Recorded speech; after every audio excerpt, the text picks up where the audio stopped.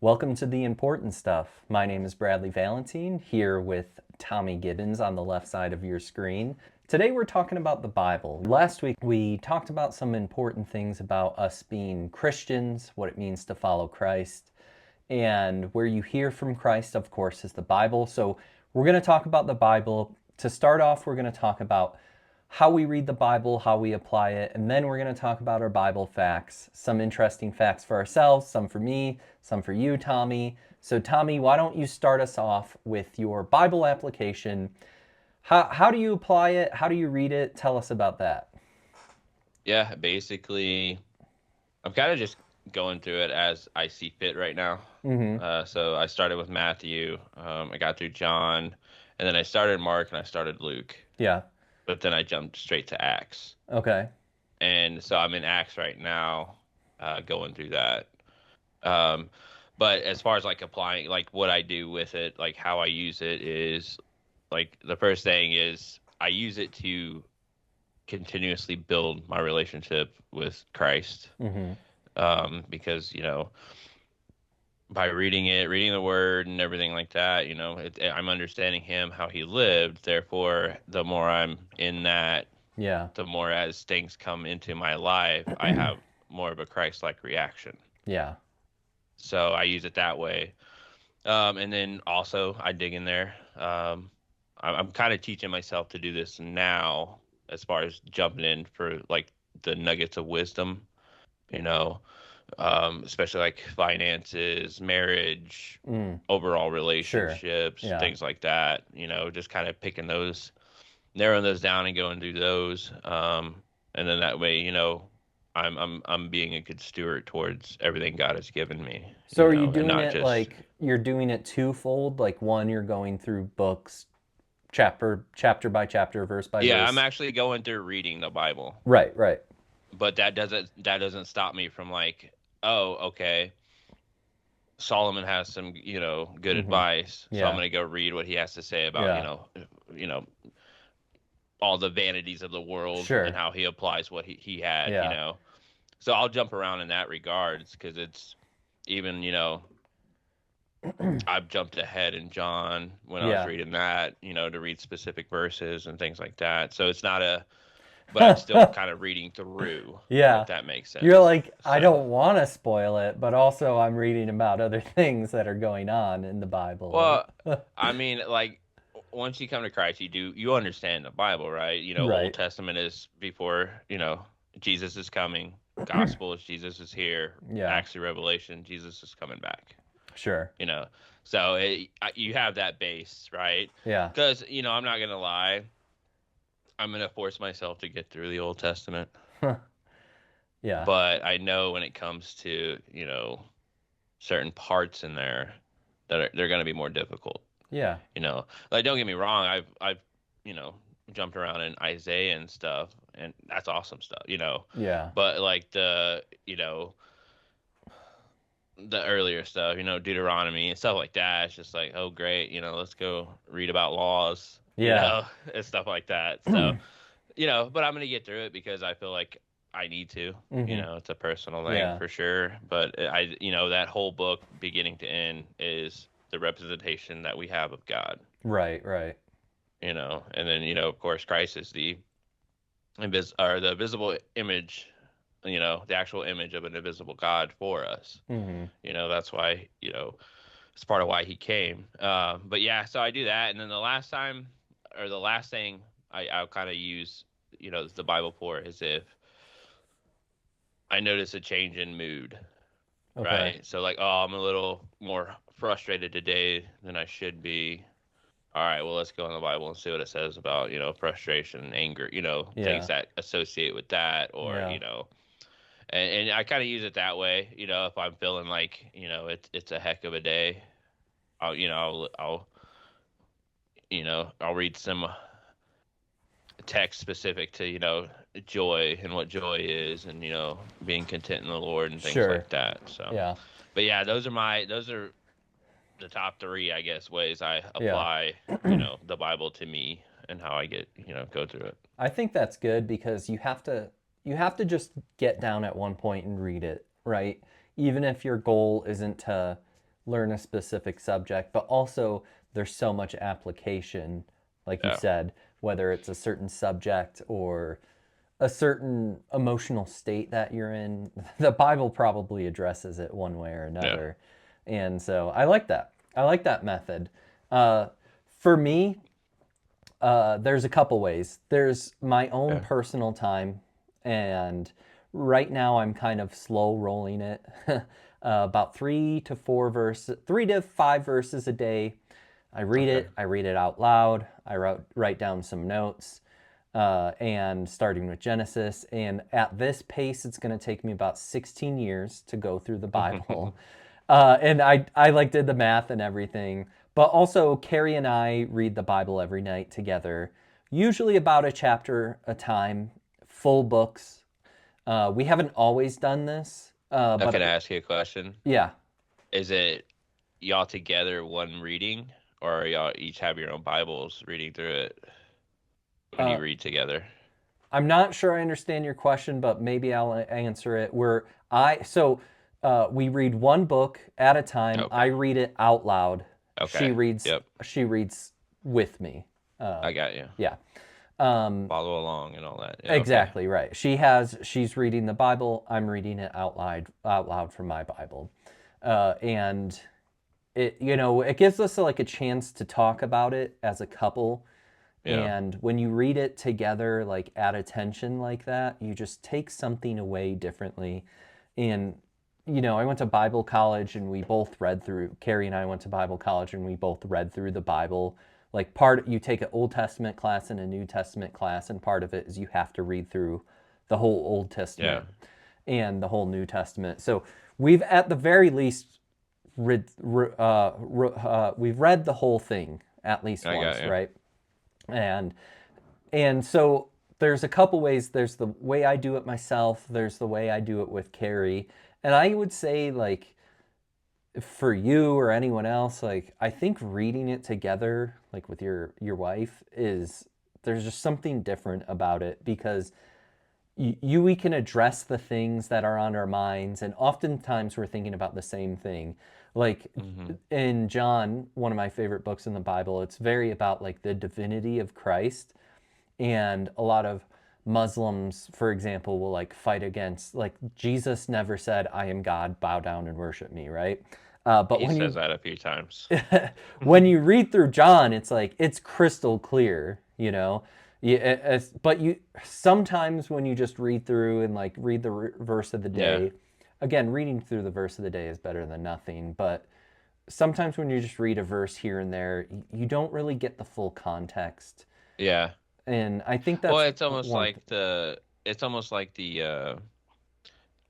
it's probably going to sound bad, and I apologize ahead of time, but it's like the soft Christian approach. Sure, I understand. It's Yeah, like, it's all about the church that's, Jesus is love, and that's it. Not Jesus is love, yeah, sin no more. yeah, It's always that second part everybody wants to leave off. yeah. So yeah, I definitely get that. Okay, sorry to No, interrupt. no, you're good, and it's a good point. It's like, and I've always gone to or tried to go to Bible churches, and like the church I go to is Black Forest Bible Church, and I'm not trying to get into like divisions or anything like that. Yeah, yeah, But the thing about like going to a Bible church is like we read the Bible, every sermon, we read the Bible, usually anywhere from 5 to 15, 20 verses, right? And then our pastor preaches on those verses, right? Again, and I'm not just saying like this is the right way, this is the only way, but it's Bible focused. We're here to study the Bible, right? And absolutely. when you read those things in context, and this is something my pastor does great, is like, let's read this part. And in our evening service on Sunday, we're going through Acts. But we don't just go through Acts chapter 13. We like go through other places in the Old Testament and the other places of the New Testament which kind of Yeah, relate to it, right? And like you really learn. Like in I think it's Matthew, like Jesus says, "Ask and it will be given to you." yeah. Knock and But that's like, here's the thing. That's not like you need to read the verses before it, and he's talking about like how pray for Israel and pray for the Jews that they accept this world, because otherwise, like, that you accept Jesus, otherwise, like, things aren't going to go well, right? Like, it's going Yeah. to be like a rotting seed. And pray, ask, and it will be given to you. And like, Yeah. kind of like you said, like that soft Christian will just be like, the Bible says, like, ask and it will be given to you. But that's not the context of what he was saying, Yeah, you and know? let's look at it what we're asking though, right? Right. Because God's not going to answer you if it's Yeah. all about self. Right. You know, he's definitely not gonna grant a sinful prayer. Right. You Right. know, and also when it comes to that prayer time, it's also like you get repetitious. You get the you start sounding like a Pharisee, Right. right? Yeah. You're praying out loud just to Yeah. pray out Yeah. loud and be noticed, Yeah. and not really. There's no Yeah. context there. There's no substance in that prayer. It's just like look at me, you know. So Absolutely. yeah, Yeah. So like my recommendation is a couple things. Go through whole books. You don't have to go through like a chapter a day, but often a chapter is a good amount. But in your Bibles, there will usually be a header. Like try to read one or two headers within a chapter a day. I blow by. Yeah, I Yeah. blow by though, because I'm at that stage though. Yeah. Because it is all like I've heard the cherry picked scripture. Right. So now it's like, okay, let's dive in. Yeah. So like I'm like hungry for that. So Yeah. it's definitely, and I don't know, I want to say that's never gonna fade or, kind of get slower. Yeah. But at the same time, you don't know. So Yeah. but as of now, I'm all in and Yeah. loving every minute of it. Yeah. And yeah, I mean, Carrie and I, that's usually how we end our day, with reading the Bible out loud together. That's awesome. And, even when she was gone for work, then this is something like I told her, like, we got to be ready at, or better at, is like, no excuses. We can still read the Bible every day, I'm FaceTiming you. Right, exactly. And that's what we did. We weren't perfect with it. Well, there's grace in that though. Yeah, yeah, and like there were times when I like wasn't feeling well, or like in my mind I made the excuse like, maybe if I forget it, she'll forget it. Yeah. But If I don't answer back soon enough, yeah. Oh, So sorry, I that fell asleep. if you can read the Bible with your wife. Yeah, we were out talking loud. about that because my wife's always big on like she just wants to be read to. And I'm like, okay, do it. because I've done that before. Kimberly, Other books and I stuff, could see you and Kimberly just like, pick a book, and when we first started our journey of like, let's read out loud together at night.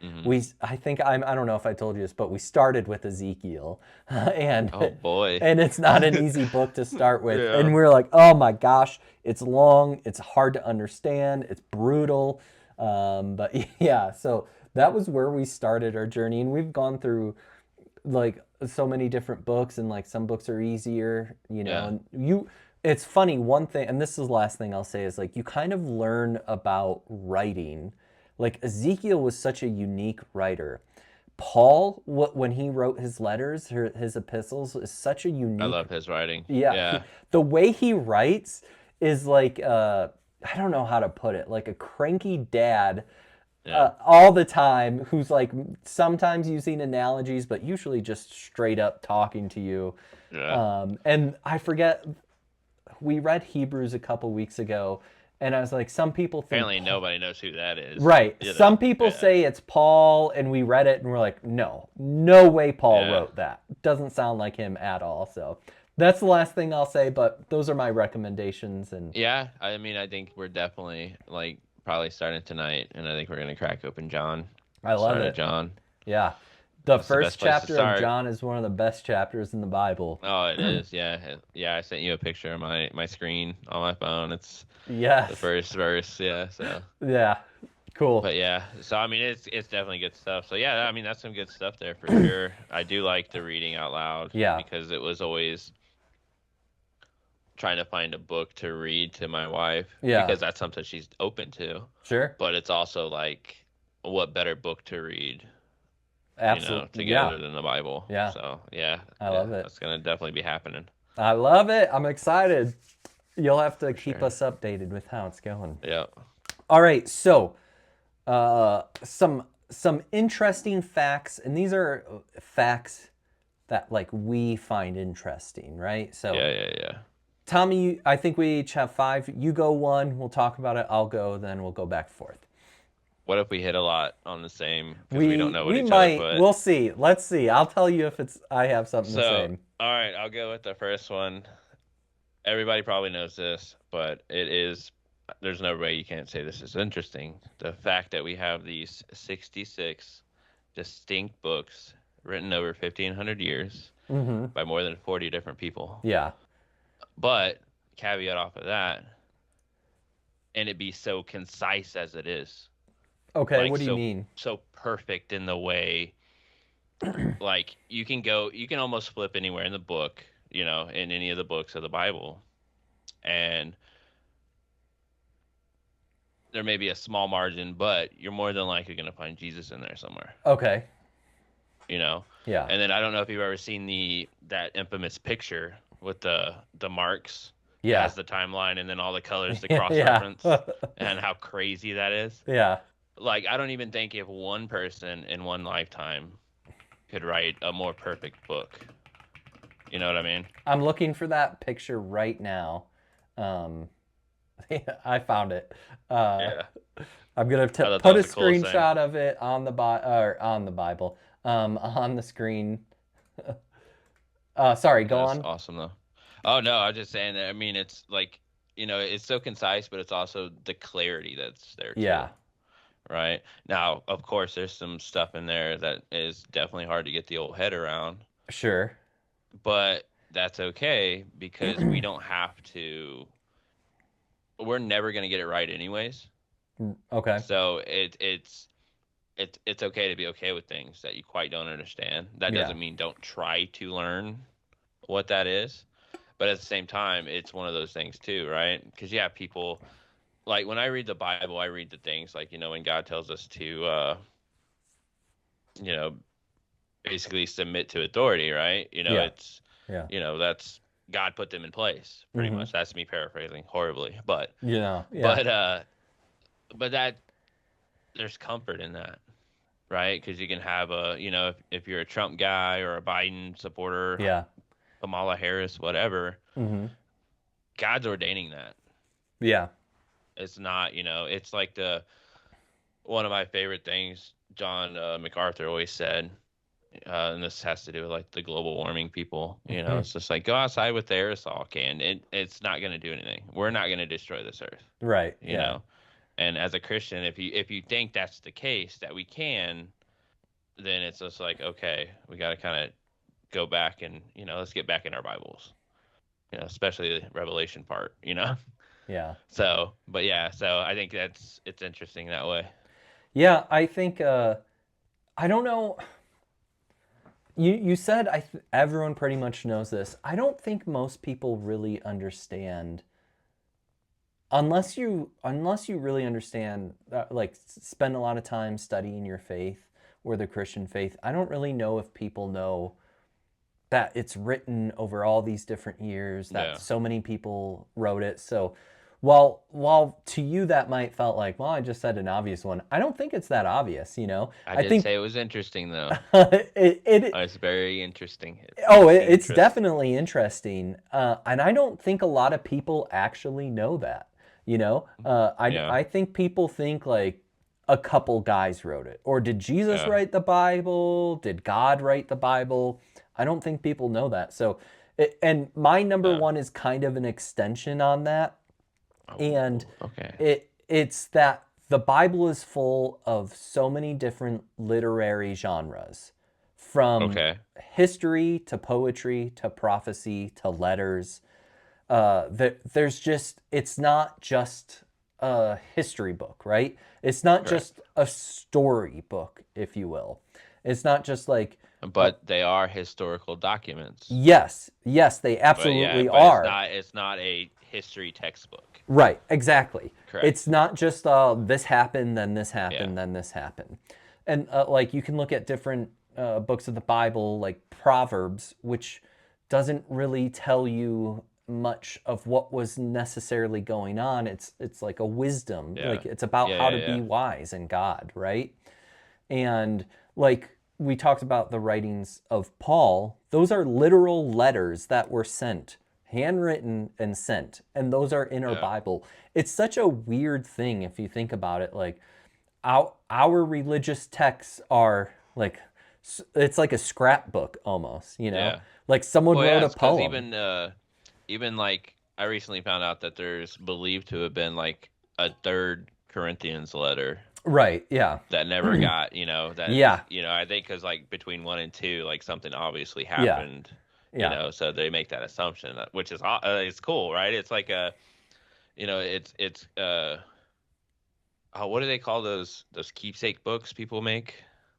Oh, I Oh, can't think of the name. I'm not sure. Scrapbook. Oh, a It's like God's scrapbook? scrapbook. Okay. Yeah, so we can go back Yeah. and look, right? Yeah. So it's like, oh, cool, check this out, because Right. it is, it's historically based as well in the fact that, Yeah, yeah. those people lived, there's, all this evidence and stuff, but it's also cool, like, you know, you go read this one story that was written, you know, 800 BC, and it's Mhm. still relevant today, Mhm. Yeah. you Oh, know? yeah. And then you also notice as going through the world, it's just like, man, you know how many like movies, books ripped off the Bible? All those stories, you know what I mean? It's Yeah. crazy. Yeah. But yeah, that's cool though. Yeah, Yeah. absolutely. I like that. And Genesis is essentially history, right? Like it's written Yep. history. The last book of the Bible, Revelation, is prophecy or Yeah. apocalyptic, right? It's not history. It is Yeah. what is to come. It's to come. Yeah. And a lot of imagery, like I'm of the belief that it is literal, but some of the imagery isn't literal, right? Yeah. Yeah. Yeah. So like that's what the Bible is. Like a lot of what you'll hear in modern day Christian churches is teaching from letters, which is just the Mhm. craziest idea Yeah. is like, how do we know what to do well? How do we run our churches? How do we know how to act well? A lot of it comes from letters that a lot of it's from Paul. There are Yeah. other letters, but mostly from one guy who killed Christians, sent to converted to Yeah. Christianity and sent to Good other old churches. Saul. Yeah. It's that so that's my interesting thing is it's not just a history book, it's not just a story or a written events, it's literary genres, Yep. songs, poetry, Yep. prophecy, all those. So that's my number one. Absolutely. Awesome. Cool. Yeah. All That's right, you're good. up. That's a good point. All right. Yeah. So a little crazy trivia here. Mm. Do you happen to know the longest chapter in the Bible? Oh, the longest chapter. If I had to guess, it would be Old Testament. Yes. Okay. Is it Genesis? It is not. It's Is actually it? Psalms. Okay. Okay. Yeah, Psalms 119 to be specific. Oh, Apparently, it's got 176 verses in I there. should have known that. And then, so since we did longest, Yeah. what about shortest? Is that I'll Psalms give also? it is, and I'll give you a Okay. hint. It's only 2 verses long. Okay, yeah. I don't know which chapter it is. Or, yeah. What is it? Well, it's funny because it's 117, Psalms Okay. 117. Yeah, and but it's funny though because Psalms 119 is the longest. You take away two, Yeah. and you're at the one that's the shortest with only 2 verses. There you go. Crazy. I like it. Wow. Yeah. But no, yeah, I mean, that's interesting because I didn't know. Yeah. You have an idea. You're like, okay, this one read pretty long, but then you're Right. like, oh, wow, okay, no, this one's forever. I would have said like Ezekiel, or not Ezekiel. I'm sorry, Isaiah. Yeah, I was actually thinking Isaiah also. I was like, is it Yeah. Genesis, Isaiah? I knew it was Old Testament. Do you have this, the shortest verse? As far as what it is. Like, no, in your Oh, list, like of interesting facts. yeah, yeah, yeah. Oh, well, it's so that one interesting fact. I just did the longest and the shortest. So the longest being Psalms No, 119, verse, shortest being not yeah, in like oh, verse. I'm sorry, no, just chapters. I okay. just did chapters. Do you know Did you the do shortest verses? verse? Uh, 2 words. man. Oh, no, what is it? Jesus wept. Yeah. Okay. Shortest verse, Jesus wept, and it's interesting fact, very interesting, like mind blowing. Our human Yeah. incarnate God wept, and it's interesting because sometimes like I think Christians are very empathetic, but sometimes we lack empathy because Yeah. we get it, right? Like you talked about last week, like you're not afraid of dying, but dying hurts, like Yeah. when, You don't want to rush it on or anything, you right, know. when your family hurts, and Lazarus was Jesus' friend, Yeah. and it still hurts, and like the Yeah. fact that God came down, became man, and wept when his friend, like it just blows my mind, Yeah. like I wonder though, I wonder what happened for those 4 days. Was it 4 days? for Lazarus, Yeah. like where I think did he he was on like go? his fourth day. Yeah, I wonder if he was just like so okay, side note here, we're gonna Yeah, go on a tangent. you're Here we good. go. So there's some things that happen, right? Yeah, Jesus obviously hasn't returned yet, but Christians have, went to sleep, right. right? Yeah, They've left their tents, right? So what happens there, right? Some yeah, people say, okay, they're up in heaven, yeah, but I don't know that I can say that with confidence because, it's they're coming back, right, to get right. their bodies and, I know and what you things like mean. that. Yeah, But it's also like I don't know that the moment we leave here yeah. is like I've never been under anesthesia, Mm-hmm. but I've heard people say it's crazy because you're out and then you're awake, Right. Yeah, like blink of an eye, yeah, yeah, right? yeah, And so I don't know that because God's outside of time, yeah, and that means nothing to him. So I don't know that the moment we pass here is instantaneous where we wake up coming back down yeah. with Christ. You know what I mean? I do know what you mean, and I've thought about that before. And I don't. I'm the same as you. I don't know. Like, am I immediately going to go And to? we won't until it happens. Right. You know what I mean? Well, I think it's interesting.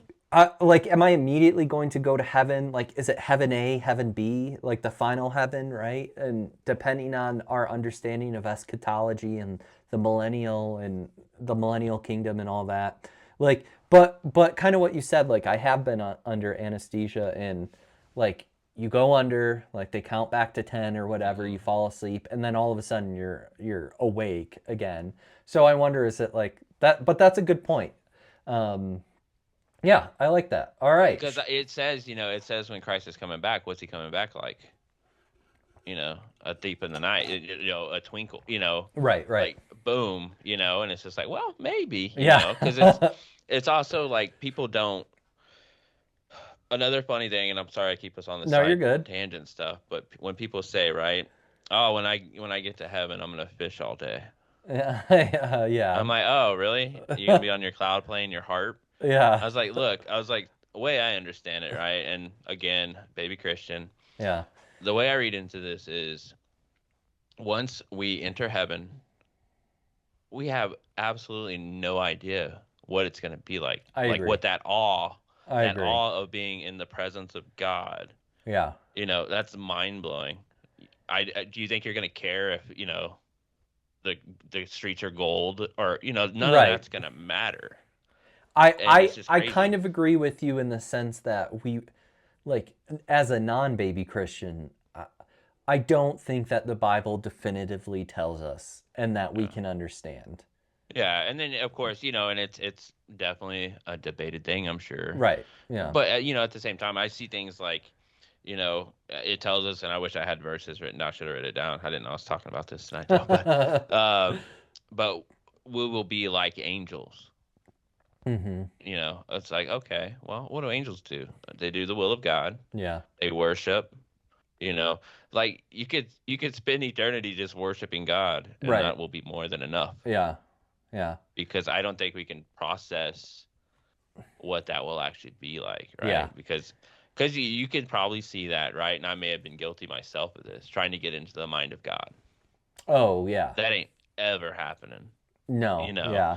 an eternal being outside of time who is everywhere, all powerful, and knows everything. It's just Right. like, Yeah. no, you're not even close human brain. No. I mean, I really think you're right. And the Bible says a little bit here and there, and sometimes we Yeah. misinterpret it, but we really won't know. I mean, I know this, It'll be like awesome. it will be It'll be good, awesome. we'll be happy, and we'll be with Jesus, you know?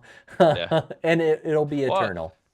I mean, just think about it because, um, Jesus also told us, no one will be given in marriage. Hmm. There's no marriage in heaven. Right, right. It's just like, okay, well, I definitely love my wife. I love the way Yeah, that feels, and it's just like, okay, huh, yeah, that's going to be interesting yeah. because that's not even going to be important anymore. And Right, I find that, yeah, marriage on earth is one of the most important things. yeah, A godly marriage, is a meaningful thing because that's, because us as followers of Christ, we're married to Christ. yeah. So that's our base as far as what a marriage should be. Right. So I think, I think it's awesome and cool. I just know it's going to be amazing. I agree. And there's nothing else, nothing that else you can really say. You can have that ideas, but I we don't think you're have a going to be guess, fishing all but the time. Yeah. cool. All right. My number two is kind of ancillary. I guess it's not necessarily a fact specifically, but it's the fact that reading the Bible every day will make you wise. And here's what I mean by this. It's like wisdom comes from like for a second, let's ignore Yeah. God and wisdom, which is stupid to say, but like earthly wisdom comes from like time, intelligence, experiencing things, making mistakes, learning how to apply things, right? Where godly wisdom comes from like understanding Him and doing things the way He does it and understanding what He wants us to do. But understand reading the Bible can make you wise because you see, like, it's not just about God, right? It's about the Hmm. history of us and the mistakes we've made, Yeah. right? And all the different things that we've done well or poorly and the repeated mistakes. Like they say, like, if you don't understand history, you're doomed to repeat it. Yeah. The Bible is just there for you to, like, that is so true, and read the Yeah. Bible and see all the mistakes we've made. I think you said this last time, Tommy, like you can see every sin I've done, it's somewhere probably described in the Bible, right? Of Yeah. something someone else has done. So, Yeah. and I'm not just saying like read But it Proverbs. also gives hope, though, Sure. Yeah. Oh, you yeah, know, absolutely. because Yeah. it's like, and one thing that sticks out to me on that is, Noah and the ark. Hmm. And, because it says, Noah was considered a righteous man by God. Right.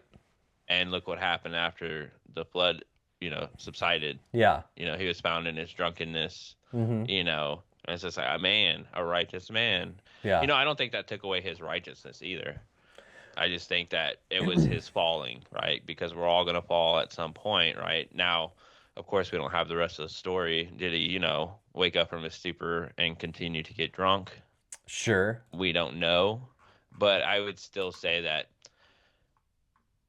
there's hope in that, right? Because you'll still have moments of righteousness. Now, I don't think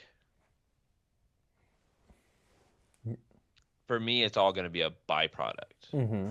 because the end goal for me is to be Christ-like with every step of my walk in life. Yeah. And anything that comes from that is, number one, not ever going to be my doing. That is all through, Christ through me. Sure. And so with that, and titles and stuff don't matter. They really don't matter. You know, I am a royal priesthood, but Okay. I'm part of a church. Yeah. I'm a church member, and when I say that, I don't mean like a specific building anywhere, right? Right. I'm Right. a part of the Church of Christ, which also is that part of that kingdom. So we're in the kingdom as well. You have all these titles already, right? And you don't need to worry because I think self will come in. I'm chasing this title. Yeah. I want to chase this title. But there's still hope in that, like, no matter what you do, you'll still fall, Sure. but God will always be there. And I don't think it's just hope. Like, I totally get what you're saying, but I think the hope, like righteousness, right? Hmm. I'm like, we can all be accounted righteousness based on our faith, right? Like, Yeah. if you learn one thing from the Bible, and this starts with Genesis, is to make God happy, have faith. Now, we Uh-huh. know what specifically to have faith in: Jesus, his work on the Yeah, yeah. cross. Which who is the honestly real hope? The hope is all through Yes. Christ. Yeah. That he is the hope 100%. Yeah. But almost human understanding in my, is kind of what I was after. I Sure. wasn't trying to take anything from No, no. Christ in that. No, So I agree. I'm But sorry. Yeah. I Go just think continue. that, there's multiple levels, right? That Yeah. there's hope in the Bible. And the more you read, and you have to get, like, this is why reading from it, like, read a chapter from beginning to end, read a book from the beginning to the end of the Yeah. book. Not necessarily in one setting, but you'll see Abraham was one of the most important people to the Israelites when Jesus was around, right? Like, I'm a Yeah. son of Abraham. Abraham was counted righteousness because of his faith. And that's where that hope came from. God said he was going to bless him. Look into the stars, and your family will be counted as the stars. And Yeah. the world will be blessed through you, Abraham. And he had faith, and God was pleased. And that's where, like, our hope comes from, which is, like, to go back to the gospel, you don't have to do good works. Like, good works are good things, but you don't have That's to, all byproduct. right? Yeah, you don't have to do good works to get Yeah. God happy with you. You have to Yeah. do There's faith. nothing you can do, Yeah. There's no matter one what. thing: have faith, and that's it. Yeah. Yeah. Just, uh, just chase after Christ and yeah, you're good, believe who he was, who he is, yeah. who he said he was, who he is today. Absolutely. Awesome. All Cool. right, that's my number two. What do you got for number three? Number 3 is kind of a number thing too. I like it. This one is, so how many times, and this may be combined, I would suppose, how many times are the phrase "do not be afraid" or "fear not" appear throughout the Bible? Oh man, I'm gonna give a random guess. 119. A little bit more. So we're looking at, it's roughly here, but we're looking at roughly 365 times. Okay. Okay. And that does change because it is those Yeah. two, this or that phrase. But it's also interesting, and then because I mean, there's several themes, if you will, right? Hmm. God wanting, we're to be joyous, joy, that's in there a whole bunch. Yeah. But I think it's interesting because it's just like, man, I don't know. I mean, you think about it, and it's like humans, I think, as a whole, are a scared people, Okay. right? Because anytime an angel would show up, hey, don't be afraid, or Yeah. Yeah. even Jesus, when they thought he was a ghost out on Yeah. the, it's like, oh, is that a ghost? It's like, what are you talking about, guys? Yeah. But yeah, so I thought that was interesting because that's quite a bit, Hmm. and That is it's important. interesting. It's You know important. what? I don't know if I ever thought about that. What'd you say? 365 times? 365 roughly. Okay. Days in a year is the everyday. Don't Yeah, be afraid.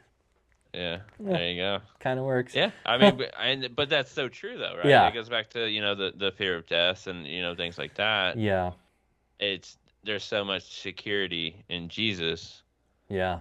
that a lot of fear does go away, right? I Now that think. doesn't Yeah. mean I could be walking and you hiding around the corner and jump out. Right. I'll probably That's a good jump scare, but true genuine feel like fear Yeah. is something that can exist because what I find when it comes to the the evil one's temptations, right? Mm-hmm. Those really aren't. I guess there's some instances you can still find fear in those, but the quicker you get to the word to Jesus, the quicker that turns around. Yeah. Because it's hard. The devil is not going to stick around. He'll look for some cracks, But Sure. if you're having a strong moment, like he's not gonna find it. And he's not gonna sit there and chip away Yeah. necessarily. He's gonna move on. So, I think that it's important to really, put that faith, Yeah. in Jesus. Well, I mean, even with fear, I don't know if I brought this up last week, so tell me if I did. Norm Macdonald was talking with Larry David, I think, or not Larry David, Larry Larry King. King. Yeah. Um, and he was saying like there's no fear in Jesus. Norm Macdonald, the comedian, the late But I comedian. come to find out he was very Yeah, like in he was Christ his focused a yeah, lot, you yeah. know. It was interesting. And Larry David, kind of like King, atheist Larry Jewish, King. he said like I fear annihilation or not existing, and I get it, right? Like you said, like I don't fear death. You don't have to fear death. But if you don't have Jesus, terrifying. You're already Absolutely dead. terrifying. You Yeah, know? absolutely. Like whether it's hell, whether it's annihilation, very scary. Like life without God or life dead still without God, right? And that's what it is with me though, because it's just like, people look at the, well, I don't want to be burned alive every second of every day, Yeah. or I don't want my worst nightmare coming true, Yeah. or whatever people say hell is. Right. To me, and this is only true because of how much I've come to Christ, Hmm. is the fact that what gets me about hell, and the scariest part about hell, is the eternal separation Yes. Yeah. from God. Yeah. Like, you think you've had some bad days on this earth, like that's awful, Yeah. because God is with you. And it's not to say that in hell, like, God can't see into hell, Sure. but you won't You're have that separate. that Yeah. feeling. Because I think even as, especially my life as an unbeliever, Hmm. I think we have moments where we feel something like almost outside of ourselves. Oh yeah. Like some kind of I would go so far as to say a present or a presence. Okay.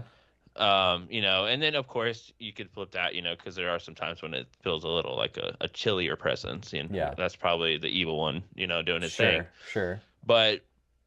But I think even as an unbeliever, I had those moments, and those are always comforting, whether Hmm. believing or not. But imagine never having that at all, especially as a believer, because I think once you come into belief and surrender to Christ, you start your journey to obey and surrender, and just literally give up all the control. Like, once you start doing that, you get, I think with the soft heart that comes from that, you also get a almost like a spider sense, a Mm. spidey sense, Yeah, I know what you where mean. it's like, oh, I feel you more now, God, or Yeah. you feel that presence more often than Yeah. not. So yeah, so I Yeah. think that's cool. Some people like Jesus says a few times there will be gnashing of teeth in Hmm. hell. And I think in what is it in Acts is it where the people were gnashing their teeth Yeah, at them? I think you can interpret that one way. Like some people feel like gnashing the teeth is like a painful grinding thing, but I also think it's gnashing your teeth is like you're disgusting, I hate you. So in hell, you'll be in sin, right? And yeah, that's like imagine if your whole life was just sin. Sure, at yeah, moments it could feel good, but there's no God, there's no righteousness, there's nothing good around you, and yeah. uh, yeah. So Well, there would that be a lack of hope. yeah, That there's that's still scary. hopelessness. Yeah. So I love So it. there's a cool clip of R.C. Sproul. I don't know if you're familiar with him, I am. but he talks about, if I about woke, like, I died and found myself in hell, Mm-hmm. and the way he explained the gnashing of teeth Uh-huh. was like him, because of the knowledge he has, Uh, and and how bad he screwed it up, yeah. that he ended up where he'd be. It would be him gnashing his teeth, At God. almost at himself, but at God, Yeah. Yep. because he knew. It's like, I knew better, but I still did Yeah. this, and Yeah. and things like that. I thought that was really powerful when I watched it. I was like, man, okay, Yeah. That's a good okay. way to put it. Yeah. But yeah, I don't want that separation. No, absolutely not. 365 don't what is the phrase is like don't Don't have fear. fear. Okay. I like it. Yeah. Do not be afraid or fear not. Okay, fear not, do not be afraid. I like it. All right, my number three, and this is just a little context to the history of the Bible. The Okay. Bible, a lot of people say, how can you believe in something that's just a copy of a copy of a copy of a copy? So this goes into a little bit of apologetics. The Bible is not that. What we have today isn't just a copy 40 times over. What Yeah. happened was, let's say, for example, Paul wrote his epistle to the Romans, and he would have given it, and probably 10, 20, 30 people would have copied it down, right? Hmm. And those people would have had copies upon themselves. So it's not one person gives one note, it's not a game of telephone.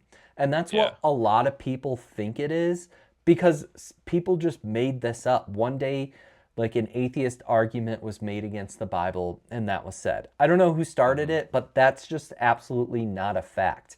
In Absolutely. fact, you can go back and find older copy, like this happens every once in a while. We see the Dead Sea Scrolls. We found Yeah. older copies than the Which latest we have. what was the book in there that was word for word? I can't remember.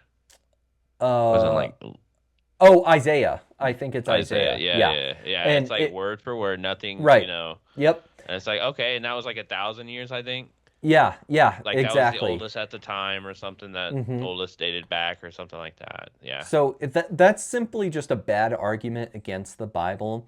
And not only is it a bad argument, if you think about it, like if I wrote a letter and I gave it to you, Tommy, and Kimberly, and Carrie, and Hmm. I gave it to 100 people, let's say, and at like 50 of those people wrote it down, that actually makes my, like, from a historical sense, that makes it Hmm. stronger, because if you have a typo, but Hmm. the other 49 people don't have a typo, those 49 people can correct yours, right? So there can be mistakes in manuscripts and copies, because 95% of the other ones fix it. So you know Yeah. that that was fixing it. So it's a Yeah. terrible thing, and it's a terrible excuse to say why the Bible isn't true or how could you believe that. In fact, it's so true that we call it out in most modern day Bibles. If there's a verse that doesn't exist, some Bibles will usually say it right there. So Carrie reads the NASB 1995. I read the ESV. So Hmm. everyone, the ESV usually just cuts out the verses and has a little note at the bottom. There is the eunuch. I can't remember what is it, John? Oh no, is it in the beginning of Acts where Andrew uh it basically meets up with this eunuch, Mm, and they have a discussion, yeah, and then it adds a verse that's not yeah. there. That happens a lot. Yeah. And in the ESV, usually it cuts out that verse and puts at the bottom a little note. Yeah. Carrie will Yeah. be like, "Wait, why didn't you say this?" And I was like, "Hang Hmm. on." And I go down to the notes. John 7:53 to 8:11, like, whoever's without sin, throw the first stone. Yeah. That is not in early manuscripts. So most Bibles will say that. But my Yeah. point is, in defense of the Bible, if certain things are odd or out of place, the notes will usually tell us that. Yeah, Other it's than source. that, It's yeah, yeah, or not source, but it's yeah, oh, cited what at is the that called? bottom. Cited, yeah.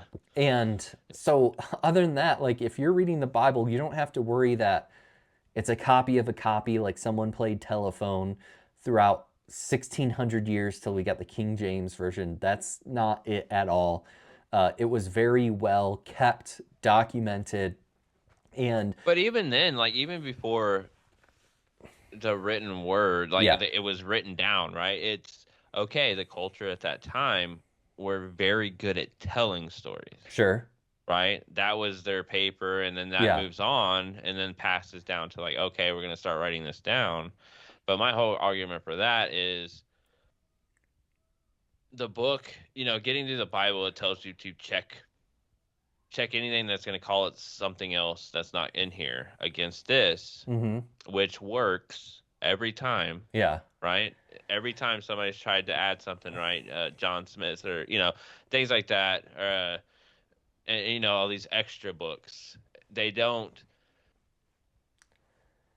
it's interesting It because there's contradicts. It almost always yeah, contradicts what the original Bible is. Yeah. but then it's also in my mind, coming into belief, how I hit it, right? I didn't read the entire Bible and believe, Mm-hmm. right? I started at Matthew and I read that one book of Matthew. By the end of it, I was all in. Yeah. Yeah. Okay. So having that happen to me, okay, that validates that whole book. So I know this whole book is truth. Therefore, I'm going to think we can screw up something that God wants us to have Sure. in That's a way yeah. that, we're going to Yeah. skew that over time somehow. There's no way because the Bible would not have survived as long as it had if No. that were the case. There's very few things that survive or have survived Right. as well as the Bible has. Absolutely. If anything, it's Yeah. only the Bible, especially if you think about the Old Testament. There's nothing that's really survived that long. And you can say that's divine, but I mean, if you're just making an apologetic argument, you could just say, like, hey, this is one of the best Yeah. well kept documents in the history of the Yeah. world.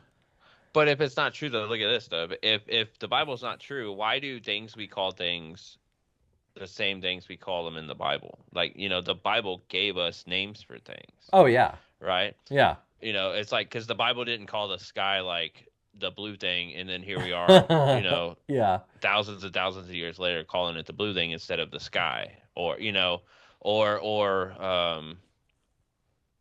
there's no kind of like separation in that, right? It's our own time. Who is our time based off of, right? They've tried Yeah. to change it recently, of course, Yeah. but before Christ, Before Jesus, after yeah, Jesus. and Yeah. it's just like okay, oh yeah, when was Jesus here? Oh, roughly, Yeah. 2000 and Yeah. 20 something years. No, It's just like you're right.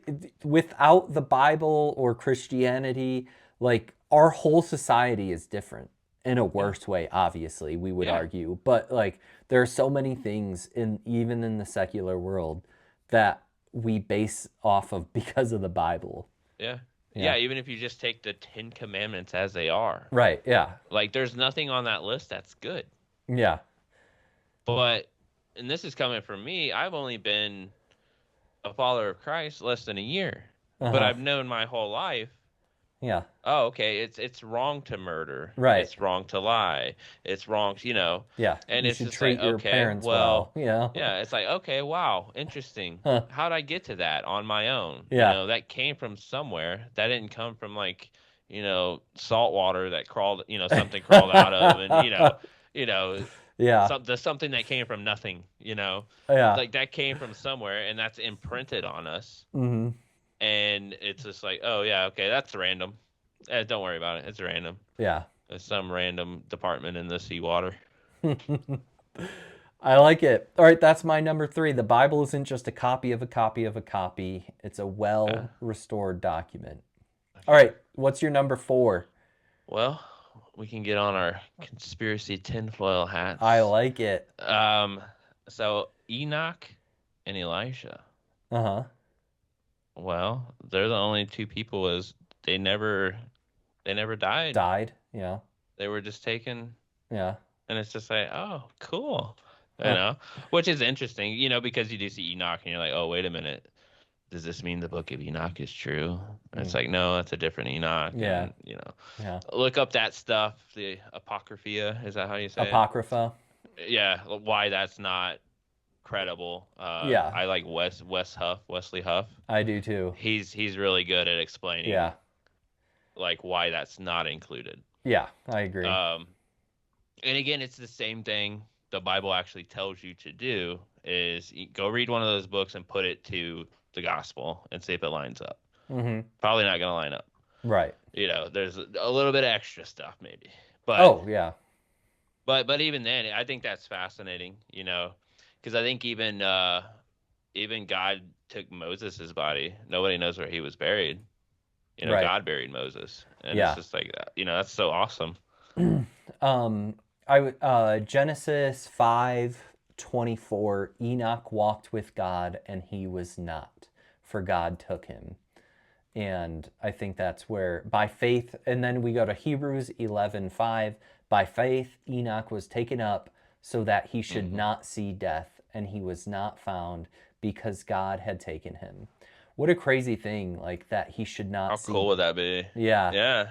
I mean, I will admit that from times I'm like, man, I wish I was as good as Enoch. Like, Yeah. I wish I was such Well, a good guy. so we can kind of do a more conspiracy theory, like legitimate one, Okay. when it comes to John, right? Because we have no record of his death, Okay. Apostle John, right? Okay. But if you go back and look at the Bible, I think it's toward the end where he is, I think he's talking to Peter. The apostle he And loved. yeah, and Yeah. then he was talking about, well, what about him? Yeah. It's like it doesn't matter if I keep him until, Yeah. what? Yeah, I forget how it said exactly, Yeah. but it's like, huh, interesting. That is It's like, interesting. is John Yeah. still sitting out there on an island somewhere, waiting? And I saw this funny skit about like Matthew, Mark, Luke, and John. They're all writing the Gospels, and yeah, Matthew and Luke are copying off of Mark, and John's doing his own thing, and John's writing like the apostle that Jesus loved, like writing yeah, that about yeah. himself. His own love note. Yeah. Jesus loved the best guys. Jesus Don't let these other loved people this fool guy. you. Yeah. And I that is funny. I yeah mean, because I can imagine them bickering, right? So if we look at who they were like pre-Acts, yeah they were fishermen, and right they were who they were. yeah Just normal humans, right? Who kind of had an idea, like they knew who Jesus, like Jesus, this is a good man. yeah I want to believe, but of course I think they were messed up expecting an actual kingdom right Israel take over raw, yeah instead of what it was and is. But it's almost funny because I can imagine them bickering, oh you yeah know, back well and I forth. mean if you think about this more you think about how times were like there was a teacher, a rabbi who is Jesus when he's 30. Mm. He would have started his teaching. The people he would have picked to be underneath him, Oh, they were young. they were probably like Yeah, 14, 15, 16 years yeah, old. That's just crazy to think about. yeah. Like Yeah, I the kind of ran into that the other day. I was just like, I yeah, never really thought about yeah. that. They're Here like I you am thinking think it's of like your 30-year-old kids, dudes too. you know? Yeah, Your kids yeah, were some of these apostles, like the 12 apostles. And yeah, sure they grew up over 3 or so years before Jesus died, but yeah. maybe they were 17 by the time he died. Think of that's just crazy to me, you Which know? it does kind of make sense because you kind of look at the times when these, this gospel was written or that, and Yeah. it's well into the, Right. like 70 something 80, Yeah. it's like, oh, okay. I guess that makes sense because, I think I'm with a lot of people who are just wrapped up in like, okay, Jesus died when he was about 33, Yeah, yeah. right? It's like, oh, okay. So that automatically, it's almost one of those mental tricks where you automatically put Yeah. his, you almost want to put the apostles almost as equal in age. Right. And that doesn't make any sense because They would have been why would a learning from an teacher? older, Yeah, wiser yeah, rabbi. yeah, yeah, Yeah. yeah, It, for it sure. is But weird. it's also interesting too because it's not to say that Jesus couldn't do that, right? Sure. Because he Oh, was yeah, 12 yeah. years old Yeah. teaching in the temple, Yeah. So I mean, he had, him being who he is. He's got a little special, it's like the whole baptism and the what about the deep on the cross? It's like if the Creator says you're in, you're in. You don't have to worry about any of this stuff, Yeah. Yeah. So, but yeah, so that's cool. Yeah. Nice. I But yeah, like I it. thought that was interesting because it's like, I mean, I think secretly a lot of us would be like, that'd be cool if God just be like, hey, come on, let's go, You're so dang good that I'm taking you Yeah, to heaven let's right go. now. Yeah, let's go. Hop on, Yeah. But yeah, so I thought that was interesting for Yeah. sure. No, that's a good one. I like it. That was your number 4, right? Correct. Okay. My number 4, and the first part is obvious, but the whole thing is okay. The first part is the Bible takes place in essentially 2 parts, but the 2 parts are revelation, like a time when God is alive and not alive, like metaphorically moving. alive, like alive and around. Like he Yeah. reveals himself to us. So you think of from the beginning, from Adam, like God was around.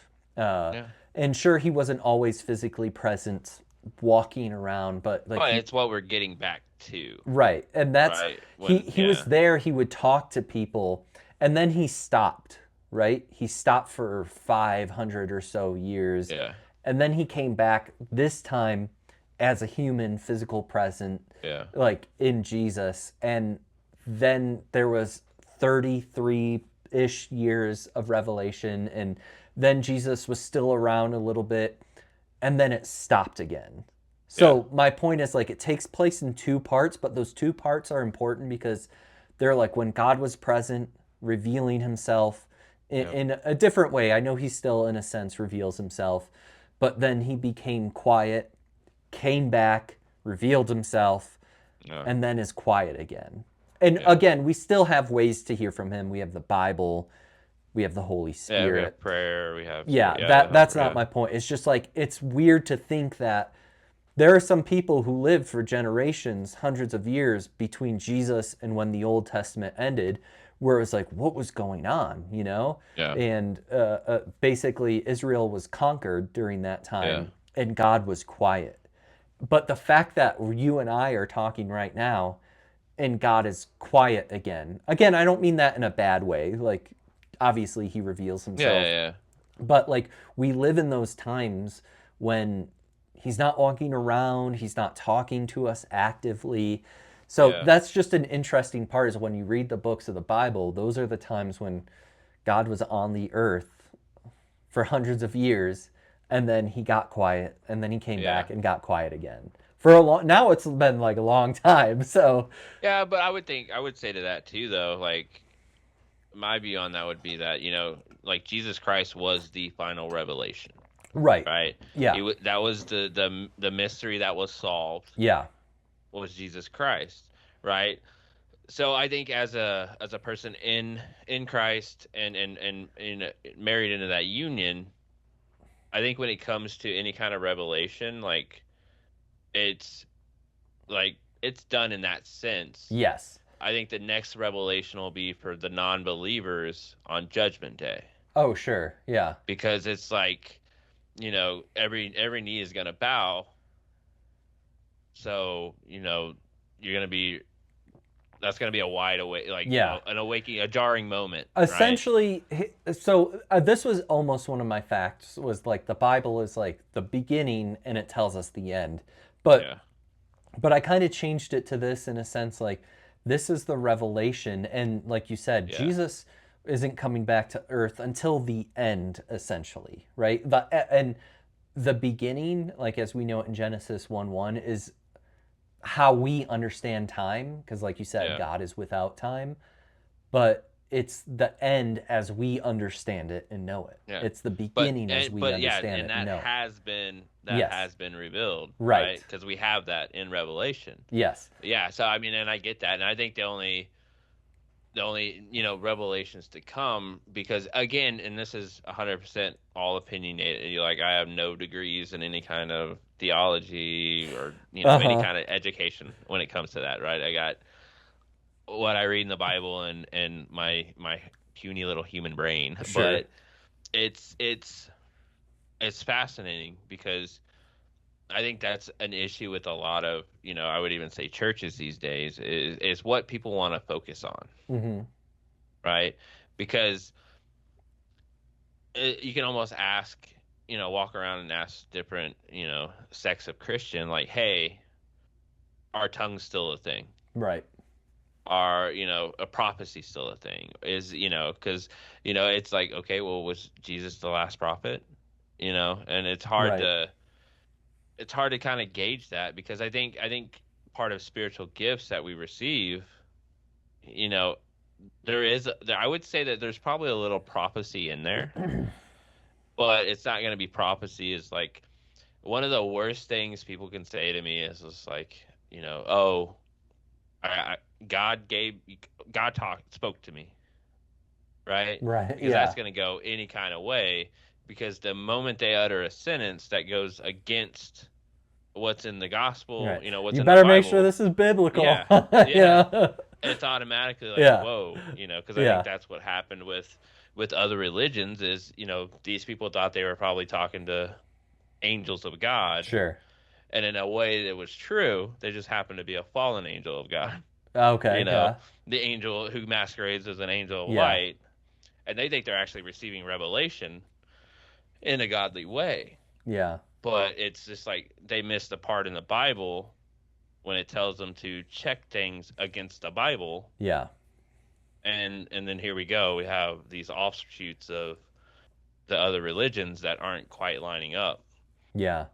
I think you're right, and I don't think as we're talking, you have to say you're not a scholar or whatever, right?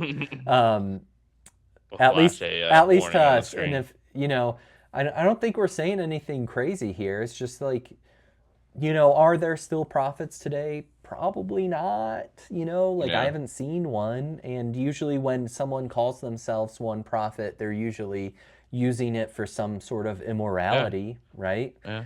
Power Uh, grab, or yeah. and that's not to say, right?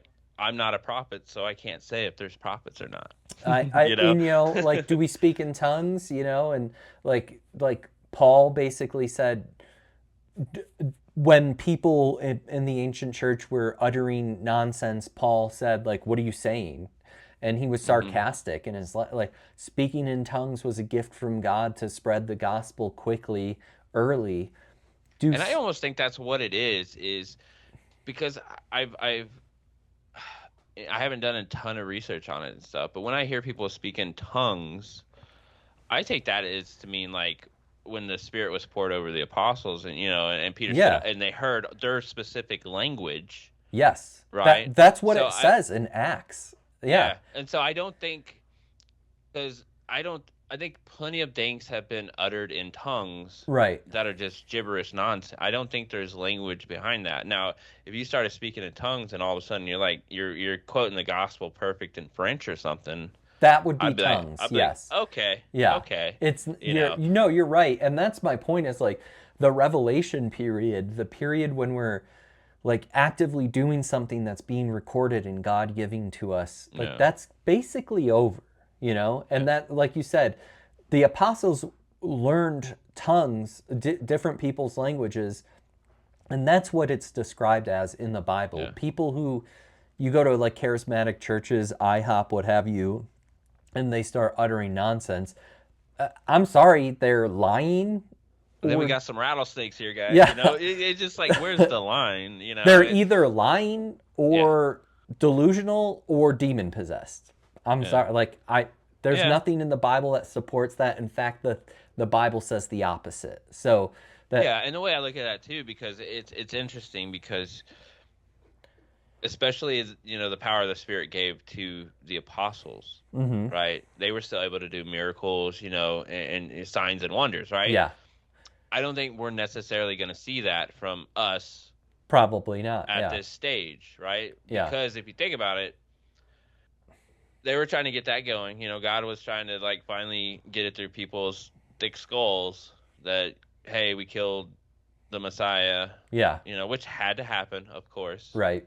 obviously. But now it's time to kind of come back and get back in line and just give God a shot. That's all he wants. He's just like, just have a relationship with me, Yeah, and And so, but I think they do that. But it's you go back to that, and then, but we got the best thing of all from that.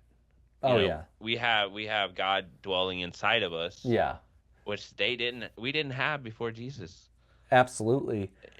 And I can't imagine having to go. I would be a lousy follower of God if I had to go all the way up this mountain to a temple I and mean, make sacrifices and it would be, yeah, it would be tough. Going back to yeah, your point of like people healing, one thing people like anti-Christian people say, like, oh, these people, like, it's an argument atheists use. It's like, well, if God is real, how come like people don't heal anymore? Like, if you read it, especially, it happens all the time in Acts. I know you're yeah, going through Acts. Anytime someone heals, They say Jesus has healed you, or you were Yeah. healed through Jesus. It's Never not taking credit. Peter doing the Yep. healing, it's Jesus doing it through him. So And I think Paul had the same kind of argument when it came to baptisms. mhm. Because people, I forget, I think it's in Corinthians, of course, those naughty Corinthians, but they were trying to. It became a thing like, oh, I Uh-huh. need this specific person to baptize me, Yeah. and it Oh, became about yeah. the baptizer Yeah, I know what you're talking instead about. of instead of Jesus. So yeah, it's kind of that same ballpark where it's just like, no, this isn't me doing this. You Absolutely, know, yeah. and Yeah. and and it's hard, right? Because that is a very sinful thing. Is wanting to take credit for that because a lot comes from that. Yeah. I get power, I get status, I get, inflated ego Mhm. if I can take credit for it, but Yeah. it's not your doing, Yeah. So yeah, definitely. I like it. All right. That is so. That's my number 4. We're not in a revelation period, which is when the Bible was written. What's your Yep. number 5? So number 5 is kind of a nerd one, I like it. but the old Gutenberg press. Uh-huh. So the Bible is the very first mass-produced book Yep. printed using movable type. Yep. And then Gutenberg, of course, back in 1455. Yep. So because of that fella, quite a few people got the word. That's funny. That's another one that comes down to like the way our world is today is because of the Bible. Like our secular world. We have Yeah, books print like on paper yeah, because of the Bible. Because people are like, we got to get this to everyone. yeah, That's a good one. I like that a lot.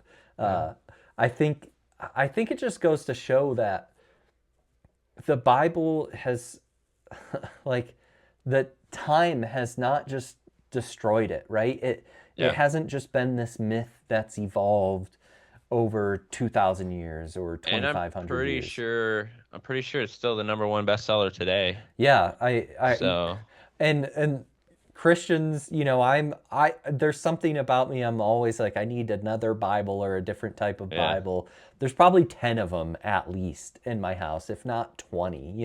yeah. And Well, the good it's thing not, is we're not paying tax on them. So no, I'm just yeah, kidding. and it's not because like I'm holy or anything. It's just like, oh, I got to get this version or, this Yeah, translation. I mean, I would say I don't think I have a physical copy of the NIV.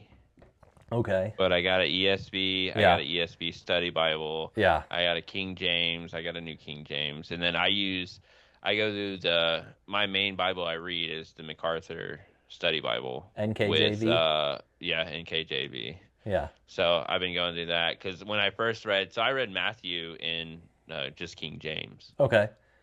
and which thinking about it is like pretty astonishing because I'm just like, oh, I read it and I actually understood it, obviously because I came to Christ. Yeah. But I'm just like I'm loving the New King James because I'm like, okay, It's a better. this is Yeah. easier. Yeah, Yeah. It's updated language. And yeah, for sure. my number 5 kind of is along with that. And it's Okay. the Bible was written in Hebrew, Greek, and Aramaic, and mostly Hebrew and Greek. Essentially, Yeah, the New Testament is pretty much all Greek. The Old Testament is almost all Hebrew, except a couple times when it's in Aramaic. But not only that, modern English translations are very strong and reliable. We use many early manuscripts. The ESV, I yeah, love, uses great manuscripts. Manuscripts that are older, this goes back to a little apologetics here, older than the KJV. yeah, Uh, so that's where something it's like, well, some people think that English translations after the KJV are just using the KJV to. No, that's not how it yeah. is. No, they're going back to the Hebrew Greek, Yeah. and it's yeah, it actually aligns more because that's a big thing, especially for a new Christian. It's just like, all right, I want to follow Jesus. What version do I follow him in? Yeah, yeah, And it's just like, oh, okay, because you yeah, hear things, and then it does come down to personal preference. yeah. It's I don't like, uh, controversial moment, but I don't like the newer NIV where they made the more neutral pronouns Mm. instead of he, it's like they or I didn't like know yeah, that. they didn't on the latest I think NIV, they've changed that to more Yeah, inclusive And I'm Yeah. just like, I don't like that too much. But at the end of the day, it doesn't take away, Right. and it's not calling, like, it's not saying like Jesus is a they them, you know what I mean? Yeah. But it's Yeah. like, instead of like he Yeah. who does this is this, it's like they who do this, Yeah. I so didn't know that newer versions of the NIV did that. I obviously NIV is a little less literal than yeah, uh, like the ESV or even the KJV, but I always thought it was a pretty good translation. I haven't yeah, read it in a while, the NIV. I'll have to look into that. That's weird. yeah. I definitely learned that. But I would also say, like, get all of them.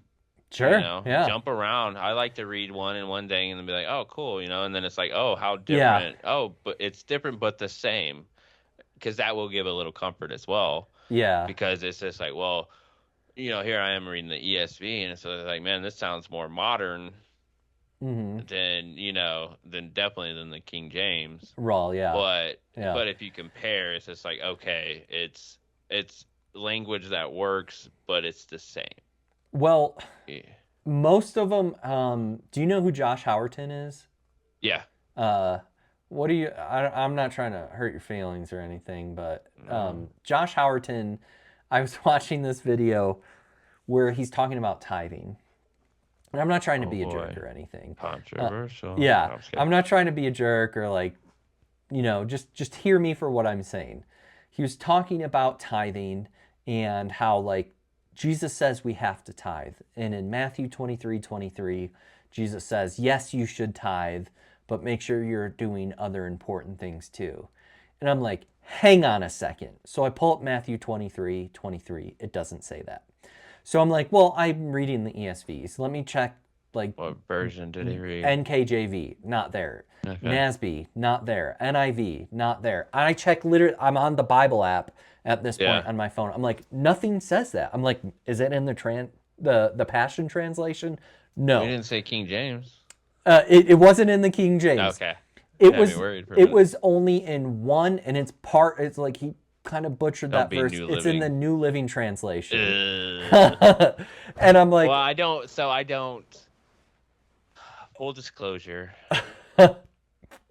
at church, our students, that's typically the version that's read, that's a and pretty rough translation. I don't like it. Yeah. And I will even say this, right? I have it's probably in every follower's home, believer's home, the children's Jesus storybook. Yeah. Like, if you read it, the message is there, but the words they use, right? Instead of Mm-hmm. calling, like, God the Father,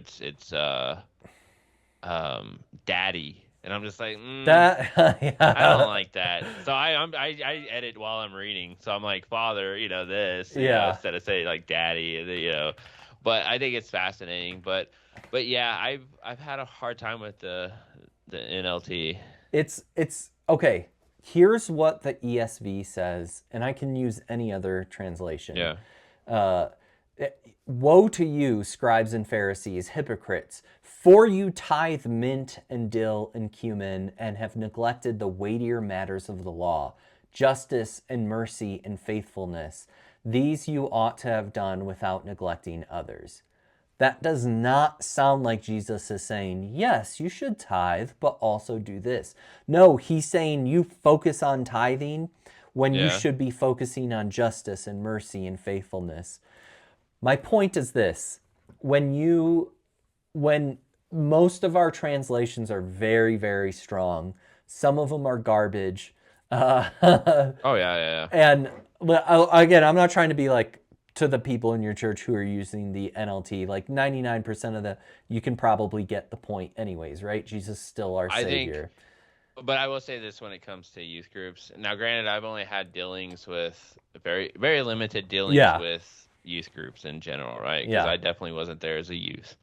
So I think it's also a bigger church problem too. At most churches, I feel like is it's I want to how do you say this without sounding bad? Trying too hard, okay, where it's you almost I almost feel like it's dumbing down the word, if you Yeah. will, right? Yeah. It's like the it could be like the social media version of scripture. But at what Okay. point does that turn into, Yeah. Yeah. hey, we're completely off the mark, you It's know? it's difficult, Yeah. and it's a difficult subject to kind of really understand, like, how do we get these people. We could look at it a way of like, what how did Jesus do it? And guess what? Jesus took the young men of the time and made them work hard and made them work in a very manly way. But again, I just, when it goes back to like the Hebrew and Greek, most Yeah. people, like, we get it right Yeah, almost yeah, all the yeah. time. And again, I'm not saying anything against your church or anything, but that, No, no, no, no. I mean, and there's nothing to say. I mean, like yeah, I said, I think that's an issue in quite a few churches yeah, where it's just like, because I also find it like it's okay to try to talk kids talk, but yeah, after a certain age, right? So if your youth pastor is a younger fella, uh-huh, you can definitely get a lot away with a lot more of the hip words of today yeah, than if I got up there and tried to talk to him. yeah, Because there's such a big, and again, it's like me trying to figure out. I volunteer a lot to try to work on my grace building. mm, Learning how to build grace and other, like giving grace to others. Because I think yeah, that's one thing I do struggle with, is, a lot of self expectations to where I'm like, you know, I take away grace in those situations. yeah, So it's like, so I'm like, all right, I'm gonna do this. It freaks me out every time because it's like, man, how am I gonna talk to these teenagers? If there's any, some kind of something yeah, that comes up or so, and I'm just like, I'm so not there because I don't want to. Number one, I don't want to push anyone away from God when I talk to them, absolutely, yeah, right? So there's the nerve wracking in that, but then it's also, even though I'm more bold now, I'm still I still have issues where I'm reined in, yeah, probably a little more than I should be, because even to this day, like chatting with a believer versus that conversation with the unbeliever, like selfishly, I'm all about the believer yeah, because it's so much easier. yeah, Hey, God's so cool. I know He's the, so that's easier. But yeah, so, but I think that again, I think there's grace enough in that, because our lead pastor and stuff is awesome, and there's no straying from him. But at the same time, I think with youth, as a youth pastor or a younger minister, you're gonna have to kind of find your own way as sure, well, right? Well, I mean, God's gonna be guiding you, of course, yeah, but you still have to receive that and interpret that how God wants you to, absolutely, yeah, right? So yeah, I'm not trying to take away nothing from my church anyway because they're awesome, yeah, but but yeah, I mean, it does bug me to a certain degree, and I will say too, like it's not every every message is not, if they read scripture, it's not always NLT or yeah, they'll jump to ESV and things like that. yeah, So, but yeah, so I think it's I almost look at it as like a stepping stool. But I don't think it's too difficult to read the ESV. I think it's no, I mean, straightforward enough. I the NKJV is pretty easy to read. Yeah. Uh, NIV is easy to read, but now you're worrying me about the NIV with updated translations. There's a lot of good translations out there that aren't Yeah. like, I think we get afraid of like the KJV, like thou, they, thou'st. But That's it's just not but language it's we don't awesome use though. Like today. it's so much stronger. It's like strong, Sure. thou shalt not, Yeah, it's just yeah. like, but Thou yeah, it's shall hard because not. Yeah, we don't use that dialect anymore like that way, right? We yeah, don't have those inflections and things like that. So yeah, yeah, it's definitely hard to say. I definitely think it's easier to read than to read aloud or yeah. recite. Yeah. But I don't know. That's probably me dumbing down, No, what that I word think you're actually right. says. It is easier to read with and not read out loud. But Yeah. even like the King James, like you have to pay attention because it's been 400 years and words mean different things. Yeah. Like John 3:16, the one verse probably everyone has memorized, is kind of wrong the way we have it memorized. Like he gave his only begotten son, Yeah. and begotten is the wrong translation. Like it indicates like he was like created. And Yeah. Yeah. modern translations will say one, his only son versus Yeah. begotten. So, and that's where it's like, that's kind of a testament. Things have gotten better. Like we translate that better today than we did 400 years ago, where you might think of it the opposite. Like, well, it got Yeah. worse today. You know, it kind Yeah. of Yeah. Yeah. evolved into this nonsense. We actually figured out how to read it better, which is pretty crazy. Oh yeah, I mean, yeah, because looking at the original, like the Greek and stuff, like that is a very small. They have a very small pool of words they used, Yeah. right? Yeah. It wasn't as extensive or anything as, Right. Yeah. The a lot of English your language modern has a lot of languages. words. Yeah, Yeah. yeah, yeah. It was super simple and like straight to the point. So Mm you could say one thing and it mean five different things, hmm. Mm hmm. right? And so I think that's interesting, but at the same time, it's like my faith in God is so much so that I'm going to allow Him to guide me into reading the right version of His Word, right? Yeah. Because I don't think that's something God would sit there and be like, all right, we're going to throw him for a loop, we're going to pull a Job on him or something, Right. and just let the devil have his way. But yeah, I think that's Yeah. good stuff. One random thing I was thinking about Job, at our church, and this isn't to say it's like the right way or the only way, but we sing hymns like out of a hymn book. Old school. No, I'm Yeah, just kidding. old school, you could call it.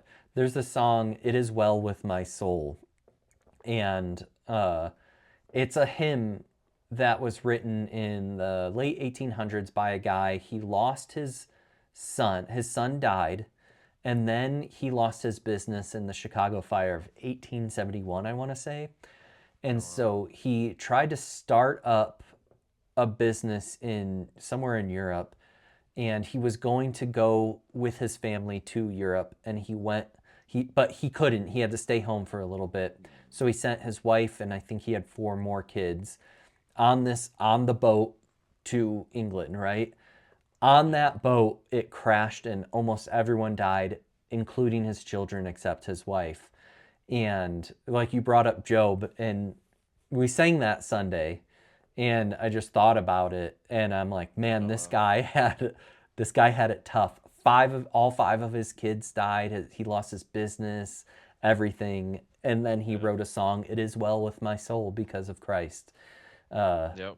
so just something interesting. And that's the hard part, like, because I definitely have been tested, like, within this new marriage with Christ, Yeah, between Christ and myself, and it's just like I'm good, right? yeah, I think, standing on the rock of Jesus Christ is an amazing thing. And I would like to say that, no matter what happens, I know that my goal for anything that happens in my life is, number one, never to blame God. yeah, And number two, if it's something that's not so awesome, figure out how to actually improve my relationship with God. yeah, Because there's always something, I think there is joy to be found in sadness and, things like that. And it's just us being open to that. hmm, So it's good absolutely. stuff. Real quick, just for reference, his name is Philip Bliss. And yeah, it is well with my soul. It is well.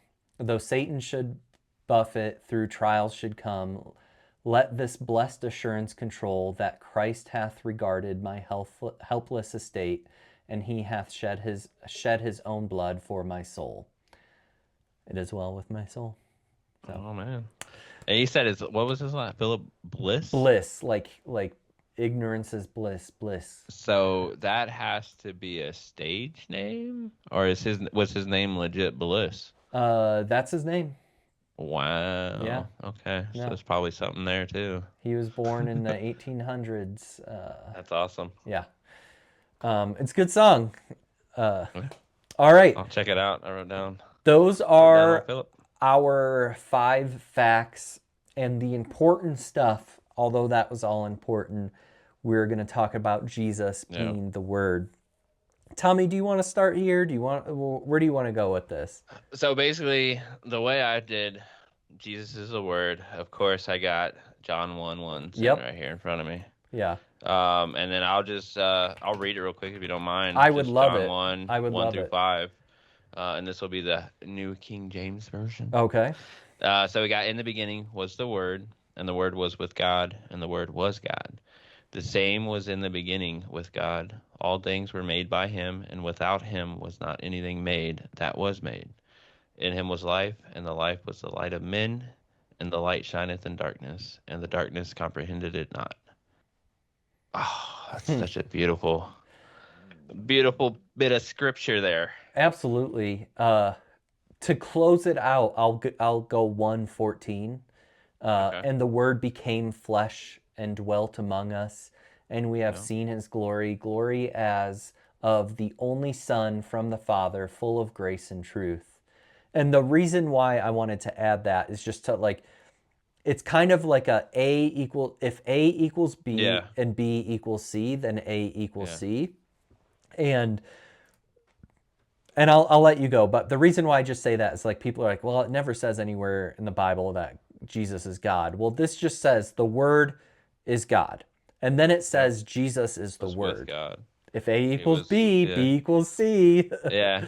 Yeah, and that's kind of like if you couldn't tell from this, 1 through 5, that is like a slap in the face. Like this is, oh, by the way, Yeah, this is Jesus, yeah, that I'm talking about, because I got that, and then of course the word, I think the original Greek word is logos, yeah. which translates to word or reason so Mm-hmm. I have that, and then I think it's important to I kind of said it earlier, but like Jesus is the image of the invisible God, Mm-hmm. right? Yeah, And it's interesting because how awesome, because the way I imagine it too, right? Is once everything's done here, new heaven, new earth. Well, we're talking spirit, Jesus, and the Godhead mm-hmm. there available, right? Not to say that they're not accessible here, but like it's literally going back to walking in the garden with God, Yeah, yeah. So again, the all of that is just It is crazy. and then and through the word, aka Jesus, Mm-hmm. we now we're now allowed to know God. Yeah, I think before it was, the way we thought of it is like, oh, we have to follow these rules. It's almost like have you ever seen like the movies of the dead end job where it's like the fluorescent bulbs and yeah, the very stale, clean environment, yeah, you know. It's almost like that's what before Christ was. That's almost, and I don't know if that sounds bad or not saying it that way, but it's almost like that's our relationship. That's how it was with God, right? Not to okay, say that you didn't have awesome people at the time, like Moses, Abraham, those in strong faith. yeah, But I think your golden calf worshipers, things like that, that's how they saw their relationship with God, yeah, was a very mundane thing, right?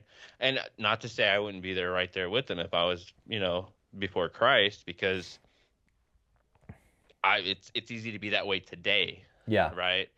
And we've had the revelation of Christ, and there's still that temptation. So I just think it's interesting that it's like, you know, Jesus proves God's love. Jesus is the proof he wants that relationship with us. It's to make it so accessible that, hey, my only son is going to take your place in in payment and judgment for sin. I'm also going to gift you me yeah, in the spirit. yeah. It's just like, okay, cool. Okay. Well, don't deserve any of that, Yeah. but I'm definitely appreciated of it. It's just like, okay, well, yeah, I think I'm gonna worship God now because why wouldn't I? Why wouldn't I Yeah. want that? Yeah. So I think it's cool. You get to know God now, have a relationship. Yeah. I think uh, to go along with Jesus being the Word, uh, in John again, John eight Yeah. 48, he said, the Jews answered him, "Are we not right in saying that you are a Samaritan and have a demon?" Jesus answered, "I have no demon, but I honor my Father, and you dishonor me." And later in the verse 57, so the Jews said to him, "Yet you are not 50 years old, and you have seen Abraham." Jesus said Oh, I love it. to them, "Truly, truly, I say to you, before Abraham Abraham was, I was. I am." am. And they picked up Ooh. stones and Yep. and to throw at Jesus him. said, "Watch this." Pew, Yeah. I'm going. And But yeah, it's so crazy. that's cool, Yeah. and I love that. That's probably my favorite "I am" statement Yeah. by Jesus was that one. And then it's almost close to the other an "I am" statement, but I and the Father in one. Yeah. I and the I and the Father are Father one. are one. Yeah. Yeah. So it's just like, okay, you can plainly see Yeah. that Jesus is saying that he is God, right? You'd Yeah. have to be a blind man, you know, no pun Yeah. intended of all the blinds healed in the Bible, but you'd have to be blind to not see that because I've had believers, people who claim belief and stuff struggle with that. When it comes to, even just the Trinity itself too. And it's just like, man, it's plain as day, because that was one of the questions. Well, Jesus never said, he was God. Yeah. And so I opened John. I think it's in John, isn't it? Yeah. I and the Father are one. Uh But using that though, I'm just like, yeah. man, John it's ten like, thirty. yeah, and I'm just like, how is that not plain as day? Yeah. You know, and Well, then the history of it too, Son of Man, Son of God. yeah. Those Well, those yeah. actually meant something in that time, as opposed to what he's just saying. The problem is that some people say he doesn't say, "I am God," but the context is in verse 59. So they picked up stones to throw at him. The Yeah, Jews understood what he was saying at the time. yeah, Like when Moses went yeah. to, to get the 10 Commandments, he said, "Who should I say sent me?" And he said, I "Tell am. them I am." Yeah. So he was saying the name of God, Yep. and the Jews understood that. There are people who claim, well, Jesus never said that. And even if you read this verse, it's not clear. Read the next verse next to it. It was crystal clear to the Yeah. people who said it. He was saying, "I am," before, and he didn't say before Abraham was, "I was." Yeah. Yeah. He said, "I am," and That that's sounds some like eternal to me, like absolutely, it yeah. forever, Jesus right? wasn't created, although Jesus became flesh, which Yeah. is the That's word. how he entered the world, Yes. was through, a woman's womb, Yeah. versus, he was there at the beginning. As a matter of fact, I think our physical, how we look, since Sure. we were made in God's image, well, Yeah. guess whose image they took that we're made out of? Yeah. It's like, okay, Jesus. Oh, Yeah. duh. You know, but even taking all that away with the obvious statements in the Bible, it's Hmm. just like, who but God could come back from the dead? Right. You know, Yeah. it's just like, it's interesting, and I don't know the facts on it and stuff, but I don't think that did any of the apostles. I think they did resurrect at least one or two I don't. times, I don't know. maybe. I don't think so. I think I want to say there was one when he sent them out. They didn't. Lazarus, but I know Lazarus, but that was Jesus, of and course. there were a couple people that the And then that apostles girl. brought back from the dead in Acts. Yeah, but yeah, I guess you could say there was never anybody long term, like Lazarus dead. Yeah. It's almost like the people who say they've died. My heart stopped beating for 10 minutes. It's Yeah. like, well, I would say your heart stopped beating for 10 minutes. I don't know if I'd say you died. You know what Yeah. I mean? Yeah. But but yeah, I think it's interesting. It's just like all the facts of that. It's just like, okay, so we know historically there was a man named Jesus crucified under Hmm. Pontius Pilate. Factual back, Yeah. non-Christians writing this down, Yeah. and then the fact that even the death and the burial, we have non-Christians confirming that, Hmm. and then lo and behold, the resurrection. Well, I guarantee you the number of followers of Jesus after his crucifixion was probably a lot smaller because I think Acts starts with what 120 of them gathered together. Right. Yeah. And that's not to say that there weren't more or something, but Yeah. reading that, it sounds like a lot of them just scattered. Yeah. Like, oh, we put our eggs in the wrong basket. We're running Yeah. Oh, away. yeah. So, but I think it's fascinating because it's over what is it 400 or 500 witnesses for the 40 days? 500. Yeah. Yeah. So I guarantee you that those weren't all previous followers from Right. like, Right. you know Yeah. what I mean? Yeah. Because it's also the fact that, you know, in Jesus is basically disguising himself anyways in certain instances. Right? Mary thinks he's a gardener. He's just not recognized when he's Yeah. on the shore and they're out fishing, and Yeah. he calls him in. He's not recognizable, and it's interesting because it's just like I've never met a human that could do that. Right. Yeah. You know, Yeah. so show that okay, I'm back from the No. dead. Yeah. He's in his glorified bodies, but he could still show you that he has scars. Right. Right? I don't think he had those. I think he was able to show, show Hmm. those scars. I don't think in his resurrected body, I don't think all that was there, right? Okay. Because that would probably be a pretty freak show if Jesus just showed up as he was buried Right. because he Well, was pretty they mutilated. didn't recognize him at first, so there was definitely something changed, you know. Yeah, yeah. And you don't know what that is because I think he was definitely probably seen in his horrible state, and I think that's because that's the struggle I've always had with prior to Christ and stuff. Things have changed now, but Yeah. seeing somebody you love pass away, that always kind of remains like that last image Sure. of them, right? So if they somehow came back to life and I mean, you'd Mm. probably have a hard time recognizing them because it's like, Yeah. oh, I didn't know, great grandma had a twin, you know. Yeah.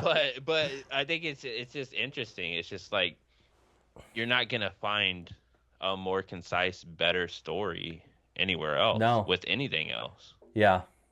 And it's amazing. It Me no, it 41 is. years to get there. And to go back to like the word, like you said, logos, which is Greek, they would have, Jewish readers would have recognized like the word of God as the Yeah, revelation of God. And to call Jesus the revelation of God yeah, kind of like summarizes it all for us. Like, this is God's word on earth. yeah, And, Jesus is our creator. Like you read, verse 3, all yep, things were made through him. He was in the beginning. And it's just crazy. So that's our last important thing of the day, just something that we wanted to talk about. And we've been on for an hour and 45 minutes. whoops. I've had a good time though. We've talked No, a I lot of love it, good dude. I stuff. mean, let's go for 2 more hours. We could. No, it's good stuff, dude. I Yeah, mean, I love it. I love talking about it because I got a lot of making up to do. I think sure. because yeah, it's a You have lot a, of years. you have a long time, don't worry. Oh yeah, yeah, yeah. You got a But long I'm time. hoping when eternity hits, when I make that transition, Uh-huh. that a lot of the knowledge just kind of comes. You know what I I mean? Like yeah. it's instantaneous access as opposed to like, all I right, feel like we all kind of read assume this. it. Like we'll be Yeah. like, "Oh, now I get it," you know? Yeah, it'd be interesting, It's Yeah. like because it's interesting in a way to think about it. I'm sorry to drag this on, No, you're but good. it's one of the most important things is church, right? The body of the church, Mhm. and it's like okay, so when we get to heaven, it's not. I think we're still gonna have relationships with this, everybody else. Sure. I think that's still gonna be, so that'd be cool because you'll get to Yeah. have a moment and be like, hey, Lazarus, what were those 4 days like? You know, Yeah. hey, Yeah. hey, what did this, Yeah, how I mean, how I can't wait to meet Philip Bliss who wrote it as well and say like, "Hey, thanks for that song," you know? yeah, When I struggled, I learned it as well with my soul. Or like Abraham, like how cool would it be to talk to like El Jefe when it comes to like, Abraham, tell me yeah. about this. You and Isaac, what was going through your head, at that Yeah. moment? Did you ever switch back to Abram, or did you always go Did Abraham people from there on? forget to call you Abraham Yeah. sometimes? That's hilarious. What did your servants think when you had to come back and circumcise everyone in your house? It's like, They're like, "Are you sure?" Yes. That's a good but one. it would be cool, even just to have that continuing relationship, But then on Yeah. top of it, it's like, all right, cool. Yeah. Now we think we have access to God now. It's like, Right. hold on a minute, wait a minute and let's see what this next level is going to look like, Yeah. because it's going to be even more awesome, because I think that it's going to be like all presence, Yeah. no, all presence, no distance, right? Hmm. There's no heaven and earth. It's just all presence of God. So I don't know. It's going to be exciting. Whatever happens, I'm ready for it, and We're ready. ready, willing, and able. So All right. That's all we got. That's the important stuff. Adios.